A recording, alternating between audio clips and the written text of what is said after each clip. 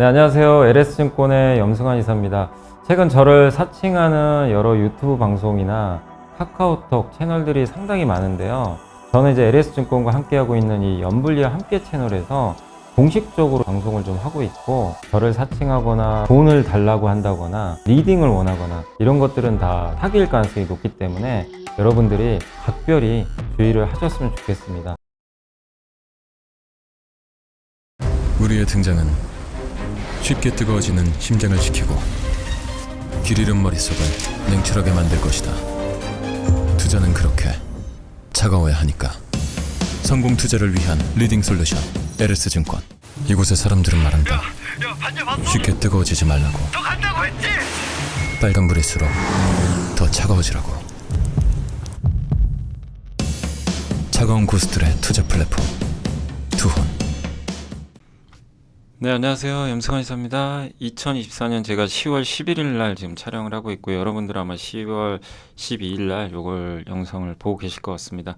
이제 벌써 SK어도 파트 5고 정말 이것도 종류가 뭐 반도체만큼 많아가지고 아마 계속 좀 그 세분화 해가지고 하나씩 이제 소개를 해드릴 예정이고, 그래서 오늘은 이제 항암제와 신약 플랫폼 기술 여기 관련된 기업들 또 2개, 뭐 기업 분석을 뭐 아주 자세히 했다기보다는 이제 이 기술을 갖고 있는 기업 2개를 또 한번 소개를 해드리고, 또 항암제는 뭔지 많이들 들어보셨지만 항암제 설명도 좀 해드리도록 하겠습니다. 아무튼 이제 이렇게 지난주에 한번 이제 용어도 분석해드렸고 한 것처럼 여기서는 이제 기초적인 지식을 배운다 이렇게 생각해 주시면 좋을 것 같습니다. 근데 이제 지난주 한 번만 좀 복기를 해보면, 지난주에 잠깐만요. 요거죠. 우리가 그 FDA 그 관련한 임상 용어. 근데 그 중에 이제 여기 요거 기억나세요? HLB가 CRL 받았다 그랬잖아요. 기억하실지 모르겠지만 지난 시간에 이제 설명드린 것 중에 CRL. 예. 그러니까 뭔가 이제 문제점이 생겼기 때문에 이거 이제 보완해서 다시 신청을 하란 얘기죠. 예. 근데 옛날에 셀트리온도 한번 이거를 CR을 받아가지고 레벨 아마 2를 받았던 걸로 기억이 나요. 그래서 레벨 2를 받으면 6개월 걸리고 레벨 1은 2달 후에 승인이 납니다. 그러니까 승인 여부가. 그래서 레벨 2가 훨씬 더 이제 좀 시간이 오래 걸리는 편이죠. 근데 이제 여기 CRL 클래스 1, CRL 클래스 2라고 설명해 드렸잖아요. 근데 HLB가 요걸 받았어요, CRL을. 근데 그때는 클래스 1인지 2인지 알 수가 없었어요. 그냥 저것만 받았고, 근데 다시 이제 신청을 했는데 이제 FDA 승인 신청을 다시 했죠. 했더니 이제 클래스 2로 나왔어요. 클래스 2면은 시간이 더 오래 걸려요. 6개월 후에 승인 납니다. 그러니까 가벼운 건 아니라는 거죠. 그래서 이제 아마 주가가 저거 받고 좀 안 좋았던 걸로 지금 이제 좀 움직임이 나오긴 했는데, 어쨌든 이게 실패는 아니고요. 실패라기보다는 클래스 2가 결정되면 이제 3월 20일까지. 그러니까 이게 기사에 나왔습니다. HLB는 지금 미국의 FDA 승인 받는 거는 이제 내년 3월 20일까지 결정이 된다. 그러니까 11월 원래는 클래스 1이면 11월 20일까지 결정이 나는데, 그래서 이런 이슈도, 그러니까 이런 것들을 좀 알아두시면 어떤 이벤트가 생겼을 때 어떤 건지 명확하게 이해를 하시겠죠. 그러니까 정확하게 알아야 뭐 대응을 하지. 그냥 뭐 클래스 2니까 무조건 안 좋으니까 팔아야지, 뭐 이런 건 아니라는 거죠. 근데 물론 이것도 있어요. CRL 클래스 2가 임상 6개월 후에 그러면 승인해 주는 거냐, 그걸 보장하지는 않아요. 그러니까 6개월 후에 3월 20일 날 FDA가 또 허가를 안 할 수도 있고 할 수도 있는 거죠. 그거는 알 수는 없지만 이런 내용을 이제 명확하게 인지를 하시고 대응을 하시는 게 저는 좀 중요하다. 그러니까 이제 우리가 이런 기초적인 걸 좀 알아야 되는 거죠. 그러니까 참 바이오도 어려운 게 FDA 용어도 알아야 되고 임상 용어도 그때 설명해드렸죠. 뭐 이런 것들 OS, PFS. 근데 이 기본적으로 이런 건 알아두시는 게 좋아요. 우리가 이제 바이오를 본다라면. 그래서 오늘도 뭐 그런 내용들이 좀 나오니까 설명을 또 해드리도록 하겠습니다. 그래서 이제 지난 시간에 한번 했던 것 중에 뭐 HLB 갑자기 이번 주에 뉴스가 나와가지고 한번 업데이트를 해드렸고, 자, 그래서 오늘은 이제 항암제 한번 설명해 드릴게요. 암이라는 건 이제 우리 몸 안에 비정상적으로 이제 자라나서 질병을 일으키는 이제 세포 덩어리인데, 여기 보시면 이제 정상적인 세포가 이렇게 있는데 암세포는 이렇게 특정 세포가 이제 과발현을 해요. 막 이게 증식을 하죠. 그래서 정상세포를 이제 다 잡아 먹어버려서 숙주를 이제 죽게 만드는 그런 질병이라고 보시면 되겠고, 암은 이제 영어로 캔서죠. 근데 이게 그 크랩과 카라키노스라는 거에서 유래를 한 거래요. 예, 이 용어 자체가. 그러니까 암세포가 장기의 사방으로 이렇게 뻗어 있잖아요. 이 모습이 개랑 비슷하다. 여기. 그죠? 이 개의 모습과 암세포의 모습이 비슷하대요. 예, 그래서 이제 이렇게 암을 영어로 캔서로 부른다. 라고 보시면 되겠고, 그래서 암에 대해서는 뭐 많이들 뭐 아시는 내용이니까 한번 좀 간단하게 그래도 암이 뭔지 한번 설명을 드렸고요. 근데 이제 우리가 공부해야 될 건 항암제 시장이니까, 항암제 시장은 2020년 기준으로 전 세계 1,000만 명이 그 암으로 사망한다고 하는데, 사망자 6명 중 1명은 암으로 죽는데요. 이제 그 정도로 암이 어떻게 보면 이제 사망자 수에서도 그 많은 비중을 차지하고 있고, 연간 기준으로 암 환자가 2천만 명. 2040년 기준으로는 한 3천만 명까지 달할 걸로 예상을 하고 있습니다. 그러니까 이제 우리 인류가 암과 싸울 수밖에 없는 거죠. 암 환자가 워낙 많기 때문에. 근데 암이라는 것도 고통스럽고, 예. 그래서 이 암을 정복하기 위해서 수많은 이제 항암제가 나오고 있는데, 그러다 보니까 시장은 커지고 있죠. 예. 그리고 폐암이 제일 큰 걸로 알려져 있고요. 그다음 대장암, 유방암, 간암, 뭐 백혈병 뭐 이렇게 비중들이 있는데, 폐암이 한 15% 정도 되고요. 신약 임상 비중 중에서 가장 높은 질환 분야는 역시가 항암제입니다.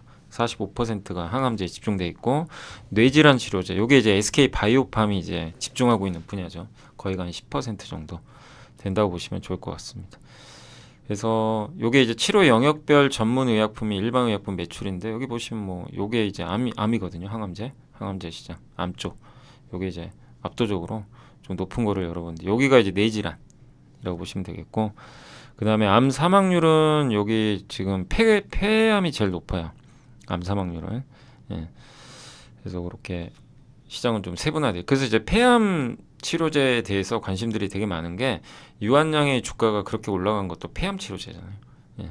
근데 그걸 좀 타겟팅을 하고 있기 때문에, 거기서 이제 성공을 하게 되면 이제 굉장한 기업 가치 상승이 이루어지는 거죠. 그래서 폐암 치료제 시장이 상당히 중요한 거고요. 근데 이제 여러분들도 아마 1세대, 2세대, 3세대 항암제라는 거 많이 들어보셨을 거예요. 근데 제가 이걸 좀 쉽게 설명드리면, 사실은 이제 제가 이렇게 검색도 해보고 찾아보니까 한 이제 한방병원 의사분께서 유튜브를 이렇게 올리신 걸 봤는데, 너무 그 표현이 딱 맞더라고요. 너무 쉽게 설명하셔가지고 도움을 좀 많이 받았습니다. 그래서 이제 1세대 항암제는 뭐냐면, 분열 속도가 이제 유난히 빠른 거 있죠. 그러니까 정상이든 암세포인지 몰라요. 근데 세포가 막 분열을 하거든요. 속도가 빠르면 그걸 암세포라고 가정하고 그냥 얘를 제거하는 거예요. 정상이고 암세포는 그건 몰라요. 일단 얘 뭐야, 얘 이상한데, 너무 빨리 발현하는데, 그럼 다 죽여버립니다. 네, 그 효과는 좋겠죠. 근데 부작용이 심하죠. 그 세포 독성 항암제라고 불려요. 그래서 마치 2차 세계대전 때 여기 뭐 미국이나 뭐 독일이 막 이런 전쟁할 때 비행기에서 막 밑에 막 폭탄 투여해가지고 초토화시켜 버리잖아요. 이제 그런 느낌이에요. 거의 민간인 사상도 있을 수 있잖아요. 그러니까 정확하게 적의 기지만 타격을 해야 되는데 그게 아니라는 거죠. 이건. 그러니까 이제 무고한 민간인이 피해 입는 이제 그런 느낌이에요. 1세대 항암제는. 어떤 느낌인지 이제 이해가 되시죠? 요게 이제 대표적인 게, 대표 약품이 이제 페클리탁셀이라고 부르나요? 아무튼 이름이 좀 발음하기 어려운데, 이게 주목나무 껍질에서 추출한 천연 물질로 제조를 한 제품이고, 그러니까 세포 분열을 이제 억제하는 방식이고요. 다양한 적응증이 있다고 하는데, 아무튼 이제 분열 속도가 유난히 이제 빠른 것들을 이제 잡아내는 그런 약이라고 보시면 되겠습니다. 그러니까 여기서 여러분들이 생각하실 건 뭐냐면, 무조건 1세대가 제일 안 좋고 3세대가 제일 좋은 거 아니냐, 이거 아니에요. 저도 사실 그렇게 생각했어요. 그냥. 근데 그 영상을 보고 나서 그건 아니구나. 그러니까 뭐냐면 1세대도 필요하고 2세대도 필요하고 3세대도 필요해요. 다만 이제 1세대를 사람들이 좀 이제 약간 꺼려하는 게, 이제 정상세포까지 죽으니까, 우리 그 드라마 같은 데 보면 암 환자분이 이렇게 막 머리가 빠지고 막 이러잖아요. 고통스러워 막 구토하고 이런 거 우리가 그 드라마에서 많이 봤잖아요. 이제 그런 이제 정상세포가 죽다 보니까 부작용이 심해서 그런 거죠. 근데 그러니까 1세대 항암제는 필요 없는 거 아니냐, 이렇게 생각하시면 안 된다는 겁니다. 1세대 항암제도 환자에 따라 다 다르거든요. 그래서 필요한 거고요. 그 다음에 이제 요게 이제 메디람 한방병원의 이제 구자일 원장님이 그 영상을 이제 올린 걸 제가 봐가지고 그걸 좀 토대로 해서 지금 이제 다시 한번 제가 PPT로 한번 만들어 본 겁니다. 2세대 항암제는 뭐냐면 이건 표적 항암제예요. 얘는 암세포를 죽이는 게 아니에요. 그러니까 우리가 보통 보면 그냥 암세포를 죽이는 건가? 이렇게 생각들을 많이 하잖아요. 근데 얘는 암세포를 죽이는 건 아닙니다. 예, 죽이는 게 아니라 과발현을 이제 못하게 막는 거예요. 암세포 뭐라 그랬죠? 있는 세포가 계속 무한 증식하죠. 이걸 못하게 막는 거예요. 예, 그래서 요거를 이제 우리가 보통 표적 항암제라고 부르는 거고, 그래서 비정상 세포가 과발현하는 기전에 정확하게 작용해서 야, 너 더 이상 증식하지 마. 이런 걸 이제 해주는 역할을 한다고 합니다. 그러니까 더 이제 전이가 안 되게 막는 역할이죠. 근데 그러니까 이런 거예요. 기존의 암세포를 제거하려면 사실 1세대를 써야죠. 1세대를 써가지고 없애야 돼요. 근데 더 전이가 안 되게 좀 막아달라. 이러면 2세대를 써야 되는 거죠. 근데 기존 암세포를 없애기는 어려운 거죠. 이거는. 그죠? 그래서 그 암세포가 커지는 것이라도 막아보자. 요게 핵심이고, 암세포에 잘 만들어지는 그 단백질이 있어요. 얘를 이제 타겟을 한다라고 보시면 되겠습니다. 그래서 신호 전달 물질이 들어오니까 이걸 좀 설명해 드릴게요. 이게 우리 사람이고 이게 세포라고 칠게요. 요게 우리 사람 세포라고 치면 여기 세포에는 수신기가 달려 있어요. 그래서 세포가 만약에 정상 세포가 없어지면 얘가 스위치를 딱 켜가지고 세포를 만듭니다. 이 성장 인자가 명령을 줘요. 예. 쟤 없어졌네. 그래서 명령을 딱 주면 수신기가 받아서 받은 다음에 스위치를 딱 켜줍니다. 야, 너 잘하라. 이렇게. 이런 느낌이에요. 근데 암세포는 뭐냐면요. 여기 수신기에 평소에는 저게 스위치가 꺼져 있어요. 세포가 성장한 스위치가 원래 꺼져 있습니다. 근데 이제 명령을 줄 때만 딱 켜져요. 그거 맞잖아요. 스위치 역할은 우리가 방에 불도 낮에는 꺼놓잖아요. 밤에 이제 우리가 퇴근하고 갔을 때 켜서 딱 하죠. 그러니까 우리가 그거를 제어하는 거잖아요. 우리가 직접적으로. 그게 정상이잖아요. 근데 암세포는 뭐 어떤 특징이 있냐면 그냥 하루 종일 스위치가 켜져 있는 거, 불이. 예. 그거 안 되잖아요. 전력 낭비고. 예. 나 집에 없는데 불 켜놓고 가면 안 되잖아요. 그런 느낌이에요. 그래서 이거를 그럼 내가 여기 출근했는데 불 켜놨네 하고 다시 갈 수 없잖아요. 회사가 멀면. 그럼 어떻게 됩니까? 명령을 내려야죠. 예. 스위치 못 켜게. 예. 약간 이제 그런 느낌이라고 보시면 되겠습니다. 그래서 요 수신기를 통해서 이제 명령을 주는데 두 가지 방법이 있어요. 요 신호 물질이 들어오는 여기 있죠. 요거를 항체를 이용해서 아예 막아버려요. 못 들어오게. 요게 이제 허셉틴이나 레미케이드나 휴미레라는 보통 제품이고, 그 다음에 이번에 그 유한양이 이제 승인받은 레이저 티닙 있죠. 예, 렉라자. 요거는 어떤 방식이냐면 아까 말씀드린 대로 수용체 이게 암세포는 켜져 있다 그랬죠. 얘를 이제 끌어다니는 거예요. 그러니까 이 아주 속도가 빠른 사람이 저기 스위치 다 켜져 있죠. 이걸 막 일일이 끄고 다니는 거예요. 그러면 스위치를 끄면 어떻게 돼요? 암세포가 더 이상 발현을 못 하겠죠. 그러니까 암세포는 수신기를 항상 켜놓고 있어요. 그래서 계속 불어나라고 신호를 주면 그냥 얘는 계속 뇌에다가 야 분열해 이런 거죠. 정상적인 건 꺼져 있는데. 그래서 그거를 타겟팅하는 거, 표적. 예. 저 암세포의 스위치를 꺼라. 예. 이거를 이제 명령하는, 그거를 이제 해주는 역할이 바로 이제 표적 항암제고, 그게 바로 이제 타그리소나 이번에 유한양의 FDA 승인받은 렉라자 같은 형태가 이제 요렇게 구현이 돼 있다. 좀 이해하기 쉬우시죠? 2세대가 이런 거구나. 네. 저도 이제 저 영상을 보고 좀 명확하게 더 파악을 했습니다. 그래서 요거 지난 시간인가 2주 전에 한번 설명드렸던 내용 같은데 요거죠. 그 혁신 신약으로 타그리스가 2.5년 만에, 보통 막 신약 승인 받는데 시간 엄청 오래 걸리잖아요. 근데 2.5년 만에 받은 이유가 이제 효능이 좋아서인데, 이 비소세포, 크지 않은 이 세포가 이제 그 이 폐암에 작용하는 이제 방식인데, 그걸 이제 비소세포 폐암이고 그게 대부분인데, 그 중에 이제 비소세포 폐암의 10에서 40%가 EGFR 상피세포. 그러니까 상피세포에게 성장을 명령하는 분열 유도 스위치죠. 그러니까 얘가 항상 켜 있는 거예요. 그러니까 이 폐암의 특징은 뭐죠? 스위치가 계속 켜 있어요. 그러니까 세포가 성장하는 인자죠. 이 수용체가 스위치를 늘 켜놓으면 어떻게 돼요? 계속 증식하는 거예요. 근데 이거를 스위치를 끄라는 거죠. 여기 그래서 그때도 한번 설명드렸죠. 스위치. 예. 그래서 그때 돌연변이가 생겨서 스위치가 항상 켜져 과다 증식해서 암세포가 막 증식하는데 이거를 이제 스위치를 꺼야 된다. 그게 바로 저 타그리소고 그걸 대체하기 위해서 만든 게 또 유한양의 렉나자가 또 나온 거죠.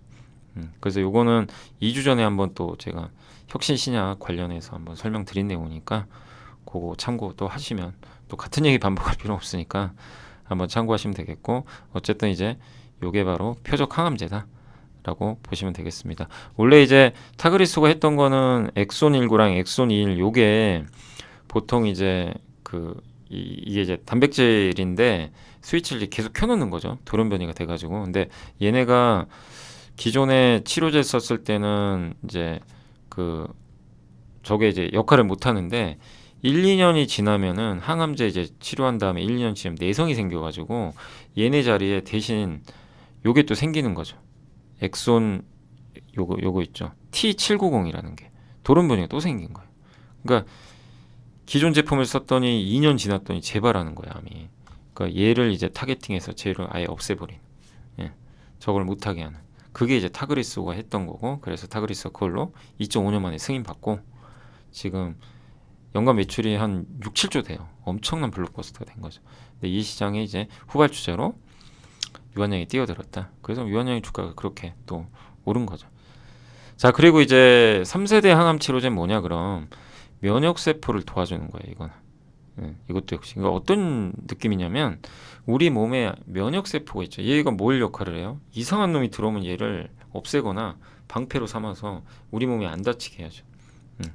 이제 그런 역할을 좀 한다라고 좀 보시면 좋을 것 같고 그래서 지금 이 2세대 항암 치료제 면역세포 요거 이제 도와주기 이제 역할을 하는 건데 제 역할을 하지 못하는 이제 면역세포를 이제 활성화 시켜가지고 암을 제거하도록 도와주는 이제 치료제라고 좀 보시면 좋을 것 같습니다. 그러니까 이게 면역세포가 암세포로 인지하고 공격해야죠. 얘를 인지 못하면 어떻게 돼요? 암세포가 방어하거나. 그럼 면역세포 역할을 못하죠. 그러니까 면역세포가 그러니까 얘는 이 3세대 투입한다고 이 3세대가 딱 찾아서 암세포만 죽이는 게 아니에요. 그러니까 저도 그래요. 항상 이게 고정관념이 항암 치료제 하면 암세포를 딱 찾아서 죽이는 거 아닌가? 이런 생각들 대부분 많이 하실 텐데 아니라는 겁니다. 면역세포가 암세포를 죽이거든요, 원래. 예. 근데 암세포가 지능이 발달하면 회피해요. 어떻게 돼요? 그러면 이 암세포가 면역세포가 암세포인지 모르잖아요. 예. 그러니까 그걸 알 수 있게끔 이제 옆에서 도와주는 거예요. 야, 저거 암세포야, 빨리 죽여. 그러니까 예를 들면 저기 이제 구자일 원장님이 그렇게 설명하시더라고요. 미국이 러시아를 직접 때리면 안 되잖아요. 어떻게 돼요? 그냥 큰일 나죠. 진짜 세계대전이 일어나니까. 근데 이런 느낌이죠. 무기만 지원하잖아요. 간접적으로. 야, 우크라이나 러시아랑 싸우는 건 네가 싸워야지. 대신에 우리가 무기 지원해줄게. 독일도 탱크 지원해주고. 어떻게 보면 약간 그런 느낌. 그러니까 3세대는 그 느낌이에요.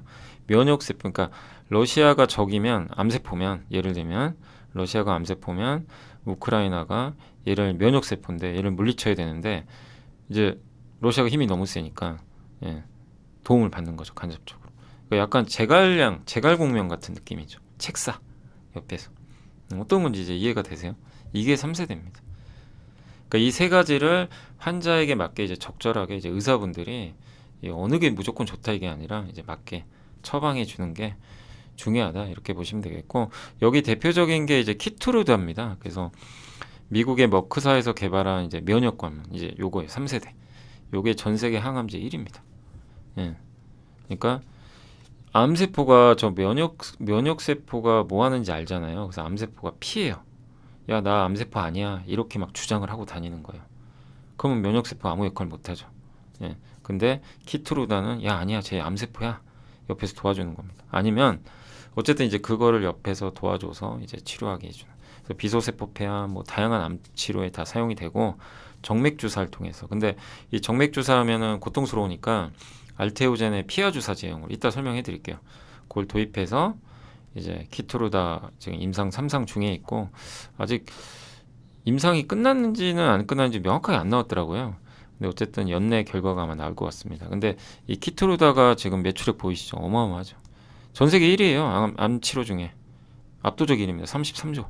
요게 1위예요. 키트루다가. 2위가 옵디보. 예. 타그리소가 여기 있죠. 예. 그러니까 타그리소보다 훨씬 크죠. 그 시장이 굉장히 큰 거예요. 적응증이 많다 보니까. 그래서 연간 33조면 뭐 정말 어마어마한 돈을 벌고 있다. 이렇게 보시면 되겠고.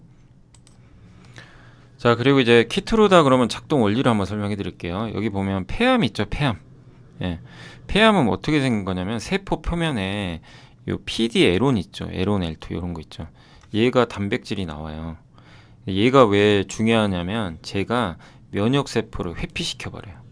나 폐암 아니다. 나 폐암 아니다. 이렇게 계속 주장을 합니다. 예. 근데 T 세포는 요게 면역 세포거든요. 그러니까 T 세포라 그래요. 면역 세포라 그냥 용어로. 얘가 암 세포면 죽여야 되잖아요. 근데 이게 달려 있으면 못 죽여요. 얘 암 세포 아닌데요? 제 역할을 못 해요. 그거 안 되잖아요. 그래서 여기다 키트루다 딱 넣어요. 키트루다 뭐죠? 그러니까 얘가 이 암 세포가 면역 세포에 여기 있죠. PD에론 얘랑 얘 붙어요. 둘이. 원래는 둘이 딱 부착합니다. 그러면 면역 세포가 딱 얘 PD에론을 딱 보고 부착을 딱 하죠. 얘 암 세포 아닌데? 속는 거죠. 속아요. 그래서 그냥 냅둬요. 근데 키트루다는 여기 있죠. 수신기 있죠. 아까 수신기. 우리 요런 수신기. 어디 갔냐? 요런. 요 수신기에다가 키트루다를 딱 붙여버리는 거예요. 그러니까 면역 세포 수신기에다가 키트루다를 딱 넣어버려요. 요게 키트루다 써있죠. 요게 키트루다예요. 그럼 얘가 여기 딱 부착하죠. 그러니까 여기 딱 붙으면 키트루다가 이거 막아버리잖아요. 그러면 이제 면역 세포가 얘 암 세포야. 그러니까 쟤랑 얘랑 이제 서로 결합을 못하게 막아버리는 거예요. 그러면 T 세포가 암 세포라고 얘를 인식을 정확히 하고 파괴시킵니다. 이해가 되시죠? 그러니까 이런 역할을 하는 거예요. 그래서 항암제는 요겁니다. 이렇게 세 가지 정도의 돼 있다. 어느 게 무조건 좋다 이렇게 생각하지 마시고, 그러니까 첫 번째 1세대는 직접 죽이는 거고, 다만 너무나 고통스럽죠. 정상세포까지 죽이니까 효능은 제일 좋겠죠. 두 번째는 역시 암세포에 작용은 하지만 더 이상 암세포가 못 크게 막아버리는 거. 세 번째는 얘는 직접 죽이는 게 아니에요. 면역세포를 도와주죠. 야, 너 똑바로 해 일. 제갈공명이 옆에서 훈수 드는 거랑 똑같은 거예요. 제 암세포야. 그래서 그 경로를 딱 결합 못하게 막아버리는 거죠. 그래서 이 PD에론이 T세포랑 이렇게 수신기, PD온 이게 립세터라고 하는데 얘는 둘이 딱 결합하면 안 되는데 보통 결합을 하게 되죠. 그래서 폐암이 되는 거고, 근데 키트루다를 넣어서 둘을 결합을 못하게 딱 방해를 한다. 그렇게 되면 이제 암세포라고 똑바로 인식을 하니까 이제 폐암 치료를 할 수가 있는 거죠. 그러니까 면역세포가 제대로 작동하는 거죠. 그래서 암세포가 너무 많이 암을 제거해야 될 때는 1세대가 낫다고 하고요. 그 다음에 2세대는 이제 추가 증식 막을 때, 그 다음에 이제 면역세포를 활성화시킬 때는 이제 3세대. 그러니까 삶의 질을 좀 생각한다면 면역세포가 해주는 게 제일 좋긴 하죠. 1세대는 삶의 질이 떨어지니까. 그래서 환자의 상황에 맞게 처방을 하는 게 중요하다. 그래서 그 구자일 원장님의 영상을 보고 저도 아주 쉽게 이해를 해서 다시 한번 좀 감사드리겠습니다. 그래서 이제 어떤 건지 좀 아시겠죠? 그래서 항암제 이렇게 정리해드리고, 그 다음에 이제 두 가지 플랫폼 기술만 좀 소개를 해드릴게요. 플랫폼 기술은 뭐냐면 신약을 도와주는 거예요. 신약의 역할을. 첫 번째가 펩트론 아시죠? 이게 비만 치료제랑 막 연결돼서 주가 많이 올랐는데, 스마트 데팟이라는 이게 있어요. 이 스마트 데팟이 뭐냐면 그 약물의 반감기를 연장시켜요. 예를 들면 우리가 주 한 번 맞던 약물을, 주사를 월에 한 번 맞으면 좋아요, 싫어요? 당연히 훨씬 낫죠. 매주 맞다가 한 번만 맞으면 돼요. 한 달. 그걸 해주는 거예요. 너무 좋죠, 사실. 그러니까 체내에 어떤 약물이 투입이 되면 분해가 빨라요. 근데 그걸 느리게 분해시켜주는 거예요. 그러면 어떻게 돼? 약물의 효과가 오래 가겠죠. 그거예요. 그러니까 이 스마트 디팟의 기술은 뭐냐면 요게 약물의 이제 미립자거든요.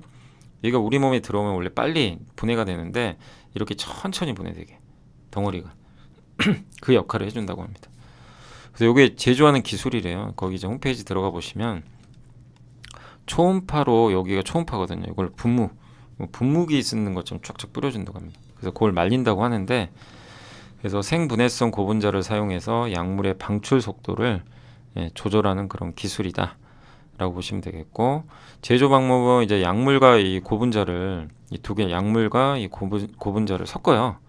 그래서 그러니까 약물을 빙초산에 녹이고요. 그 다음에 고분자도 빙초산에 녹여요. 그래서 합쳐요. 근데 빙초산에 쓰면 이게 어쨌든 뭐 그러니까 뭐라 그러죠? 뭐 더 이게 순도가 높다고 해야 되나요? 어쨌든 빙초산에 녹이면 좀 깨끗하게 뭐가 되는 것 같습니다. 그래서 그걸 녹인 다음에 이 노즐을 초음파 있죠 여기서 분사해서 이렇게 한 다음에 이거를 이제 말리는 거죠. 그러면 이제 딱딱하게 저런 뭐 딱딱하다는 표현은 그런데 저런 이제 구체의 뭐가 나오겠죠. 그죠?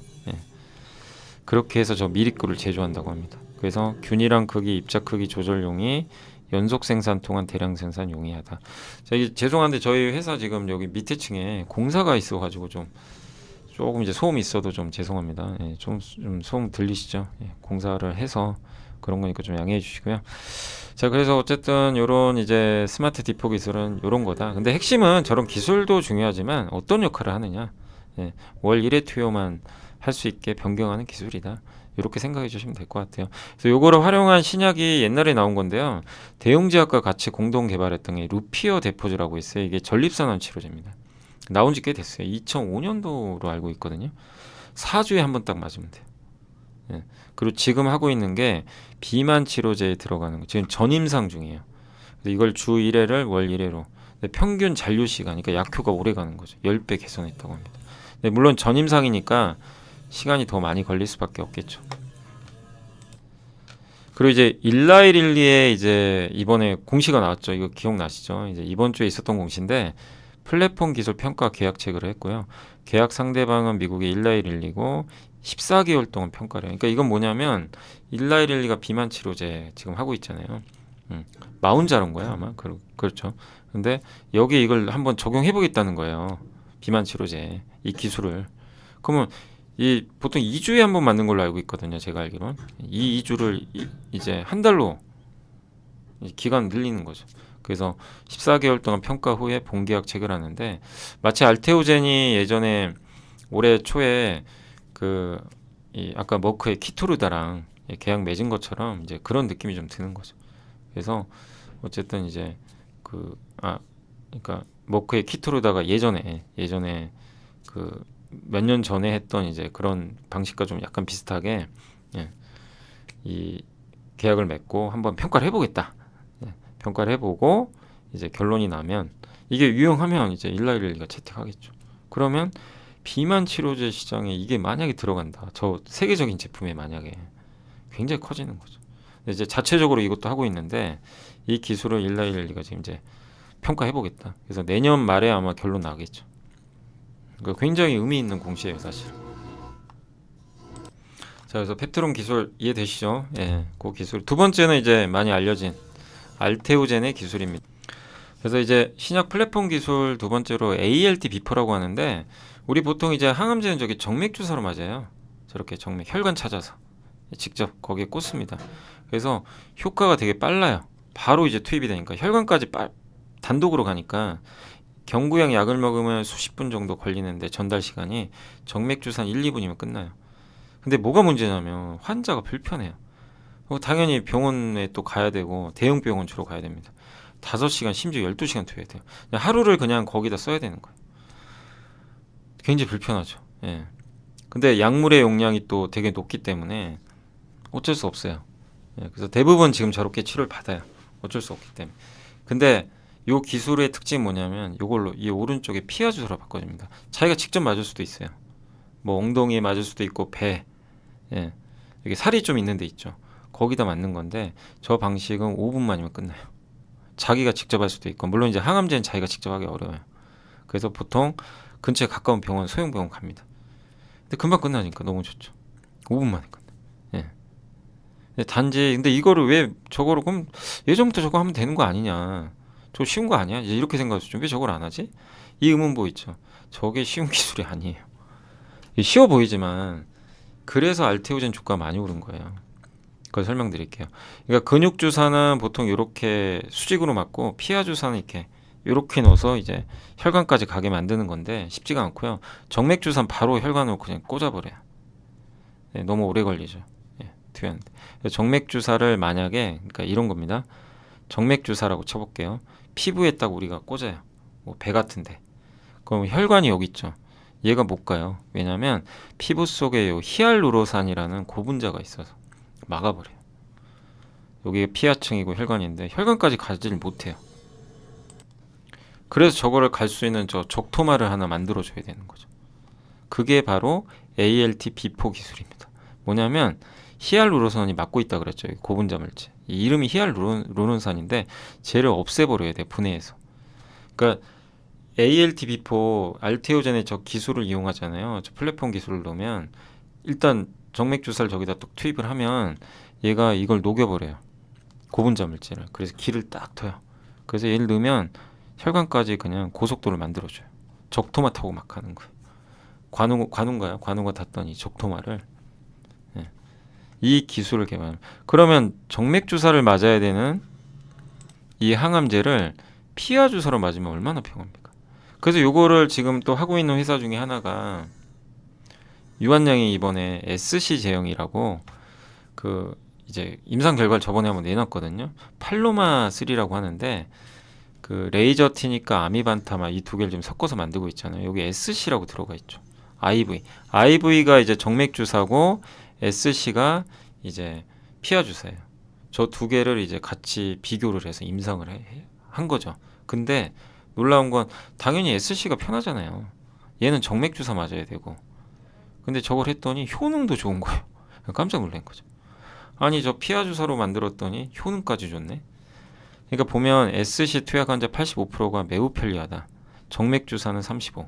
당연히 이게 훨씬 편리하죠. 근데 주입 관련 부작용을 알아봤더니 부작용이 5배 감소했고요. 객관적 반응률은 비슷해요. 근데 PFS 기억나시죠? 이거 무진행 생존 기간. 생존 기간이 더 길어요. 이제 암이 진행되지 않는. 그 다음에 투약 1년 후에 생존율도 더 높아요. 그러니까 편리한 것뿐만 아니라 효능까지 올라가니까 이제 SC 제형의 가치가. 그래서 이게 아마 몇 달 전에 나온 데이터예요. 그래서 이것도 한번 제가 설명해드렸죠. 예전에 방송에서 따로. 그리고 그러니까 알테오젠이 이걸 한 건지는 알 수가 없어요. 이 기술을 여기다 줬는지는 그건 모릅니다. 그건 공개 안 됐는데 그러면서 알테오젠 주가가 그날 주가가 또 급등해 버렸죠. 오히려 유한양보다. 이 기술의 위대함이 이제 증명이 되다 보니까. 근데 그래서 이제 ALT 비포를 설명을 해드리면 일단 정맥 주사 제형을 피하 주사 제형으로 바꿔주는 기술이고요. 피부층 아래에 있는 아까 히알루론산 고분자 물질을 분해하는 효소고 원료는 동일한데 SC로 제형을 변경했더니 유효성이 개선되고 부작용이 오히려 감소됐고 경쟁사가 하나 있어요. 할로자인 미국에. 여기 이름은 PH20이래요. 이 회사 이름. 근데 여기보다 알테오젠께 더 좋다고 합니다. 평가는 열에도 강하고 면역 반응도 좋고 양산성도 우수하다. 이런 평가들이 있다고 보시면 되겠고. 그래서 머크의 키토루다에 그 아까 세계 1위 33조 원짜리라 그랬죠. 거기에 기술 계약을 맺은 거예요. 야, 이거 쓰자. SC. 독점 계약 맺었어요. 키토루다를 SC 제형으로 개발하는 내용의 독점 계약을 맺었고 누적 매출 뭐 따라서 4억 3,200만 달러 받게 되고요. 또 판매하는 것만큼의 로열티를 또 받아요. 그래서 키토루다가 아까 23년도 매출이 33조라 그랬죠. 근데 SC 제형이 앞으로 이제 임상 끝나고 아마 내년에 FDA 승인 신청할 것 같아요. 그럼 이제 본격적인 매출은 뭐 26년부터 나오겠지만 그거를 이제 점유율 앞으로 정맥 그러니까 33조는 정맥 주사죠. 이 중에 절반만 가져오면은 17조가 나오겠죠. 예상을 해본 거예요, 그냥. 판매 로열티 보통 5% 나온다고 하니까 8,500억의 현금으로 나와요. 여기에 PER 20배 주면 17조 나오는 거죠. 지금 시총이 19조니까 좀 이제 더 넘어가긴 했지만 이런 식의 그러니까 이게 정답은 아닙니다. 제가 평가한 게 잘한 건지 모르겠지만 이제 이런 식의 가정도 가능한 거죠. 저 로열티는 거의 순수하게 이익으로 잡히니까. 그러니까 알테오젠이 괜히 올라간 건 아니에요. 저렇게 올라갔으니까 이거 거품 아니야? 저 너무 막 테마 아니야? 이렇게 생각하시면 안 된다는 겁니다. 그러니까 이제 우리가 정확하게 이런 내용을 알면 좋겠죠. 그래서 머크의 키토루다의 세계 1위 항암제 이게 채택이 되면서 이제 기업 가치가 올라갔고, 또 하나가 더 있는 게 산도즈라는 이제 바이오시밀러 세계적 기업이 있어요. 이 기업이 바이오시밀러에도 이거를 이제 적용하는 거죠. 그 셀트리온도 이거 했잖아요. 램시마 SC. 예. 셀트리온은 아마 그 자체적으로 그걸 한 거 같은데, 어쨌든 셀트리온도 램시마 SC라는 걸로 미국 FDA 승인 받아서 이번에 이제 그 미국에서 올해 하반기부터 본격적으로 판매를 좀 하고 있어요. 예. 그러니까 SC 저게 들어가면요, 신약으로 또 인정받아요. 예. 굉장히 그 제약사 입장에서는 저걸 갖고 있으면 너무 좋은 거죠, 사실. 근데 이거 대표이사가 어쨌든 대표 회사가 알테오젠이고, 바이오시밀러 만드는 이 기업한테 22년도에 기술 수출했고 7월 30일 날 한 번 더 재계약을 했어요. 근데 계약 규모는 알려지진 않았고, 기존에는 3개 물질 정도만 했는데 이번에는 다양한 품목. 그러니까 산도즈는 바이오시밀러가 되게 많아요, 제품들이. 여기 이제 다 들어갈 것 같아요. 여기서도 기업 가치가, 그래서 이제 저 지금 시가총액 19조 원까지 올라갔다라고 보시면 되겠습니다. 자, 그래서 이제 플랫폼 기술까지 한번 설명을 해드렸습니다. 이제 어떤 건지 그렇게 어렵진 않으시죠? 그래서 이제 항암제하고 우리나라 대표 플랫폼 기술 갖고 있는 2개 회사 한번 소개를 해드렸고, 왜 이들의 기업 가치가 지금 이렇게 올라가고 인기가 많은지 그거를 좀, 그리고 이거는 계속 확장할 수가 있죠. 다만 주가들이 많이 올랐으니까 그건 좀 경계감은 좀 가지시면 좋을 것 같습니다.